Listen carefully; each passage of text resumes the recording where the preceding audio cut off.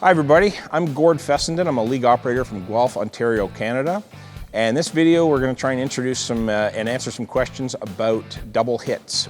Double hits can be a confusing issue. There's a couple of different kinds, but it's important to note that a double hit is a ball in hand foul.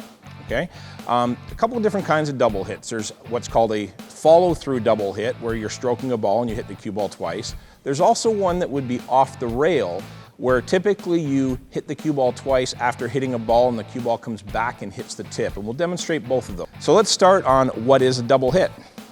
In a nutshell, a double hit is literally when you hit the cue ball twice. So you'll notice these balls are really close together.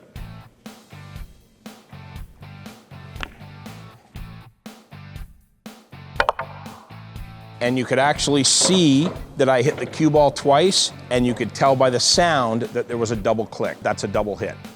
I'll give you one more.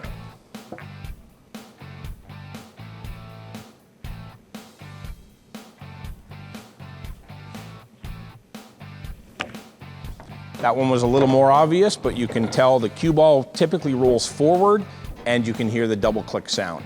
The second kind of double hit is typically where there's a ball close to the rail and the cue ball hits the ball, you don't get your cue out of the way in time. And here's a perfect example of this. You're playing a nice slow safety shot,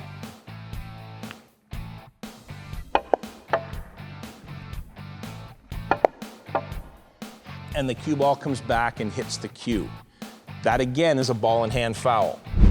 Okay, we've talked about what a double hit is and how to recognize it. Now we're going to talk about how to avoid it. There's two ways to avoid a double hit. Number one is to elevate your cue up more than 30 degrees. Okay? Keep in mind that if the balls are really, really tight together, 30 degrees might not be enough to avoid double hitting the ball. If you're right here, you might have to go 80 or 90 degrees.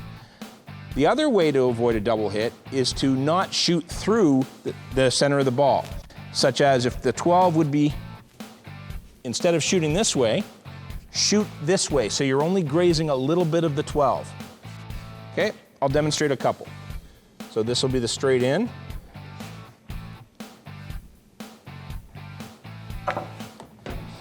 That is not a double hit, that was a good clean hit. So the second way to avoid it is, as I said, to shoot away from the center of the ball. So I'm making the two ball, I'm going to shoot this way. And that's a good hit. Okay, now we've seen some examples of what is a good hit, what is a bad hit.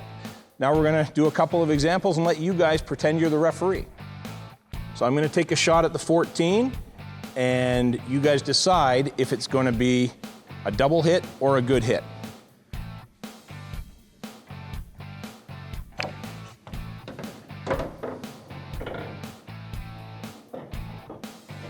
If you said that was a foul, you are correct. You could clearly hear the double click, and you could clearly see the cue ball follow through.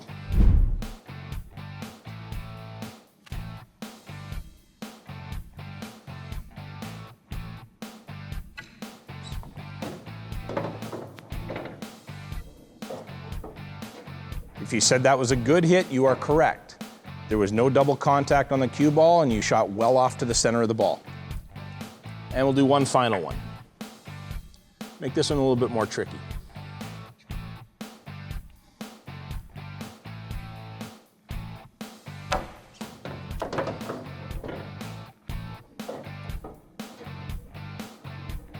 If you said that was a double hit, you are correct. Even though I jacked up 30 degrees, I didn't avoid double clicking and I didn't avoid the follow through on the cue ball. That makes that a foul. Thanks for taking the time to watch this video. Remember, double hit situations can be a little bit of a contentious issue. It's always best to get an independent third party to watch the shot. If one's not available, you can get someone on either team that both players agree can watch. But anytime a double hit situation comes up, you probably want to get someone else to watch the shot for you. Thanks for listening, and have a great time on league night. Shoot well, and remember, everyone can play, anyone can win.